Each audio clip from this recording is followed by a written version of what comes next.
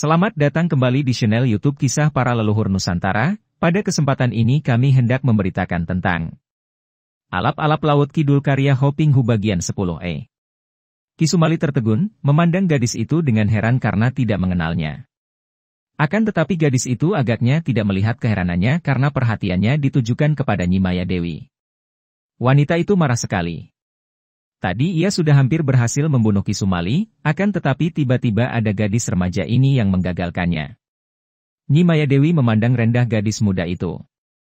Ia lalu mengerahkan kekuatan batinnya, menatap mata gadis muda itu dan berkata dengan suara lembut namun penuh wibawa. "Adik yang manis, Andika harus menaati perintahku. Hayo, berlututlah Andika."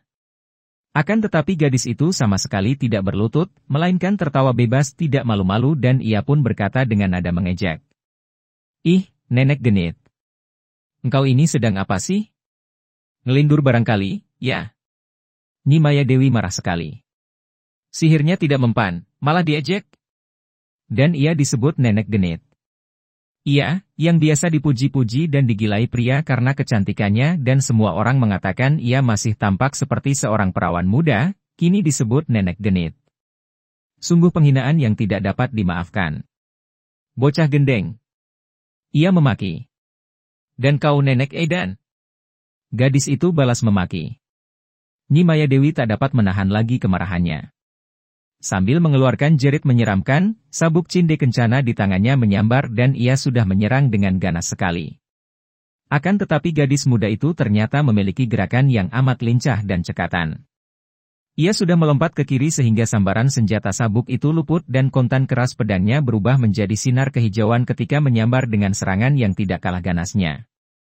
Nyi Maya Dewi juga mengelak dan balas menyerang.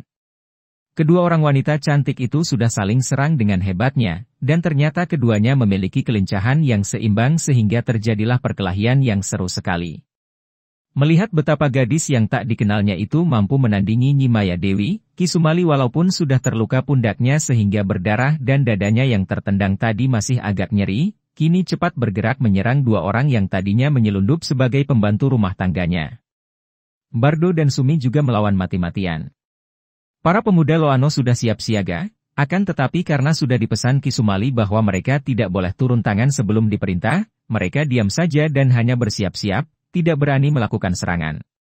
Di lain pihak, para anak buah gerombolan Gagak Rodra juga tidak berani menyerbu, apalagi melihat dua orang pemimpin mereka sudah tewas di tangan Ki Sumali. Bahkan diam-diam beberapa orang di antara mereka telah menyelinap memasuki perkampungan untuk mempersiapkan keluarga mereka kalau mereka itu terpaksa harus melarikan diri mengungsi. Mereka menyuruh para keluarga yang terdiri dari wanita dan kanak-kanak itu untuk keluar dari perkampungan melalui pintu belakang perkampungan, di dekat Kali Bogawanta. Juga perahu-perahu mereka telah dipersiapkan untuk dipergunakan menyelamatkan diri. Perkelahian itu masih berlangsung dengan seru. Nyi Maya Dewi merasa penasaran bukan main karena ternyata gadis remaja itu dapat menandinginya. Ia sudah berusaha memperhebat serangannya dan membantu serangan sabuk cinde kencana itu dengan serangan tangan kirinya.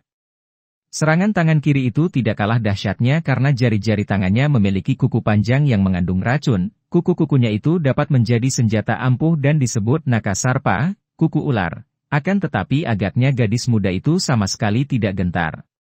Bukan saja ia dapat mengelak bahkan menangkis dengan tangannya yang berkulit halus lembut tanpa takut tergores kuku beracun itu. Ketika sambaran sabuk cinde kencana menyerang, gadis itu membabat dengan pedangnya. Wut! Cerak! Ujung sabuk itu terpotong. Nyi Maya Dewi terkejut dan marah melihat senjatanya rusak. Ia lalu mengeluarkan suara mendesis seperti seekor ular marah. Hahaha. Membarengi desisannya, ia menghantam dengan tangan kirinya, menggunakan aji pukulan Wisa Sarpa, bisa ular.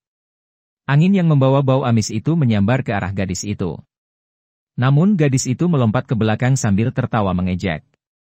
"Engkau memang nenek menjijikkan, seperti ular buduk," katanya sambil menutup hidungnya dengan pencet telunjuk dan ibu jari tangan kirinya.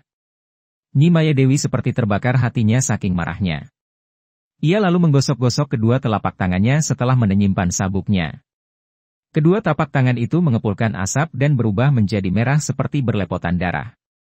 Dengan kedua tapak tangan merah itu ia lalu mendorong ke arah gadis yang menjadi lawannya sambil berteriak nyaring. Aji Tapak Ludiro. Gadis itu terkejut akan tetapi tidak merasa gentar. Ih, ilmu siluman. Ia berseru dan dengan berani ia pun menyambut pukulan jarak jauh itu dengan dorongan kedua tangannya. Aji Sunyahasta. Ia berteriak dan biarpun dari kedua tangannya seperti tidak mengeluarkan tenaga apapun, namun daya pukulan dahsyat yang dilontarkan Nyi Maya Dewi itu seolah tertahan di udara dan bertemu dengan dinding yang tak tampak. Des. Akibatnya, Nyi Maya Dewi terhuyung ke belakang akan tetapi gadis itu tampaknya tidak bergeming. Pada saat itu terdengar jerit 2 kali dan ternyata Bardo dan Sumi yang mengeroyok Ki Sumali itu telah roboh dan tewas terkena tusukan keris dan pukulan suling di tangan pendekar Loano itu. Melihat betapa gadis remaja itu mampu menyambut aji pukulannya yang ampuh, bahkan membuatnya terhuyung, kemudian melihat 2 orang pembantu itu pun sudah roboh pula, ditambah lagi keadaan Aki Somad yang bertanding melawan aji masih berimbang, hati Nyi Maya Dewi menjadi gentar. Nyi Maya Dewi maklum bahwa keadaan pihaknya tidak menguntungkan, apalagi kedua orang pimpinan Gagak Rodra sudah tewas. Pemuda yang bernama Aji itu saja sudah merupakan lawan tangguh dan sekarang tiba-tiba muncul gadis remaja yang sakti mandraguna itu. Ia mengambil sesuatu dari pinggangnya dan membantingnya ke atas tanah. Itulah senjata api peledak yang didapatkan Nyi Maya Dewi dari Jenderal Jacques, Panglima Kompeni Belanda yang memimpin pasukan kompeni di Batavia dan menjadi kepala pula dari jaringan Telik Sandi. Dar!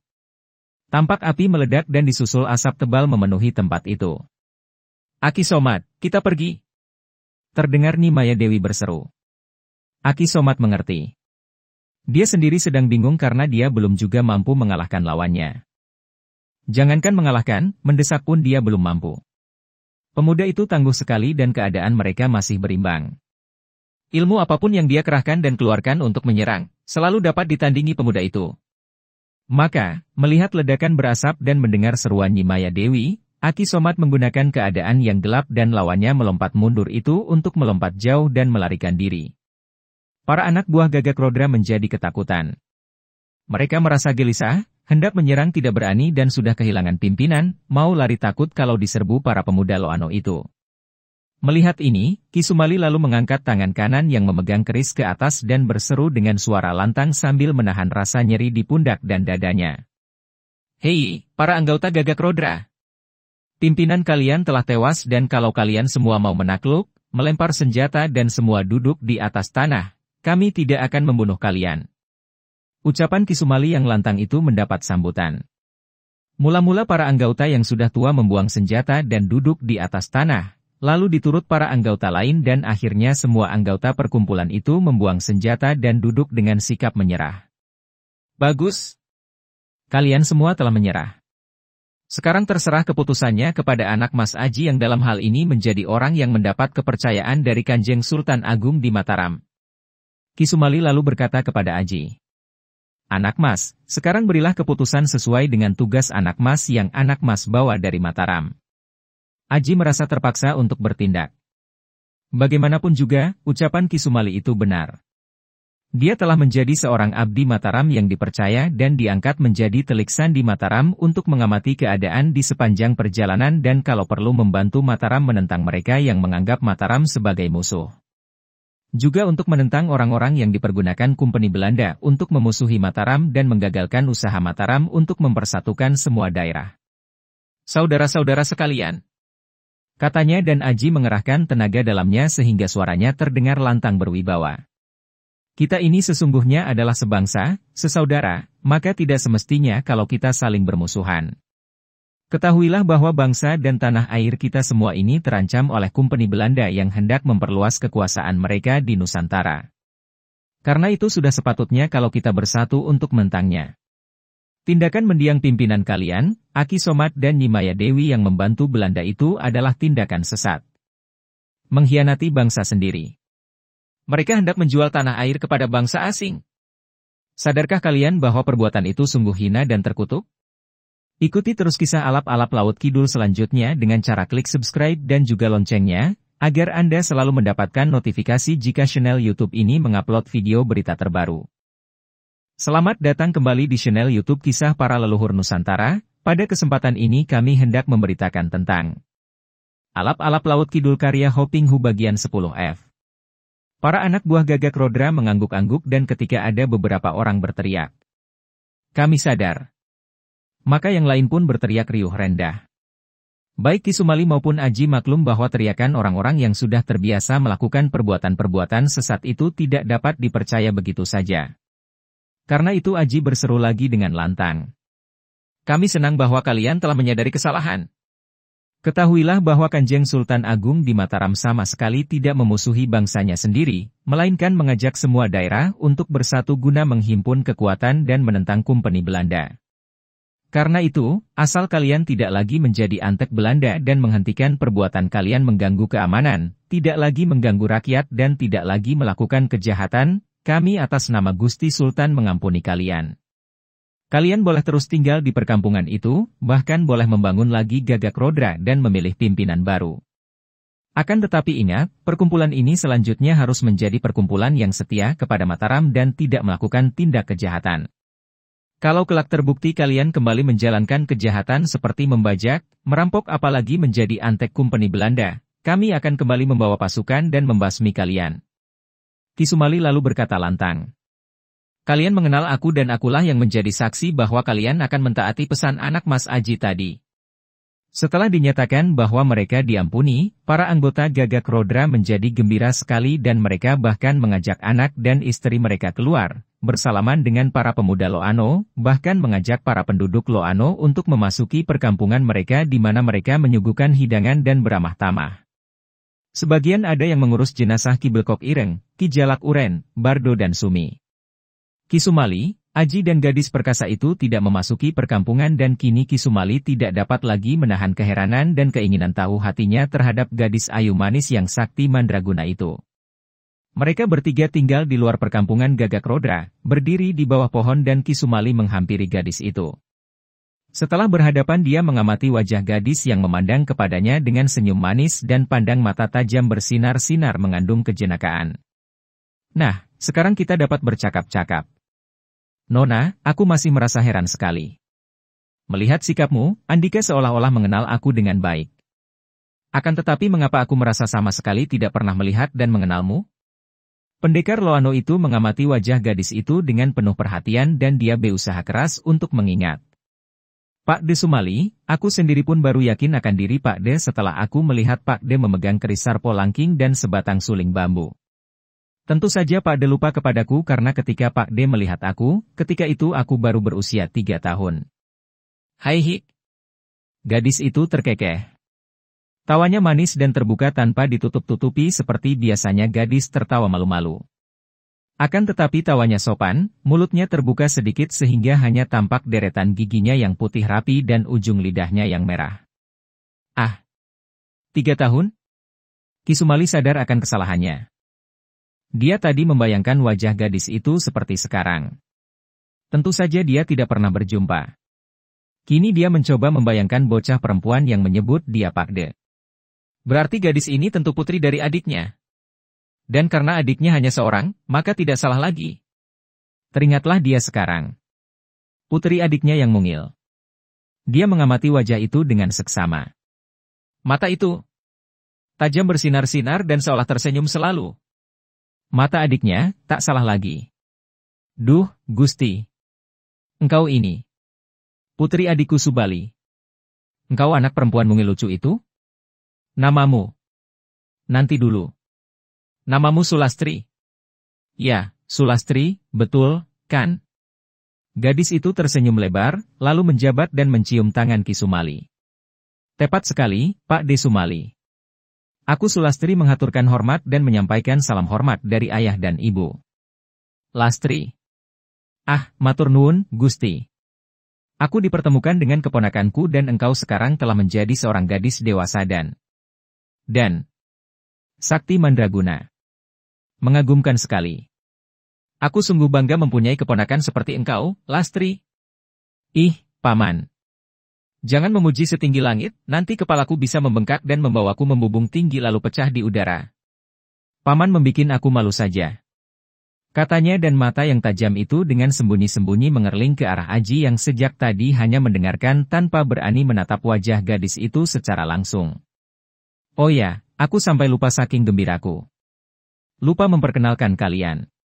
Anak Mas Aji, seperti engkau sudah mendengar sendiri, Dara Perkasa ini ternyata keponakanku sendiri, putri dari adikku Subali yang tinggal di Galuh, namanya Sulastri.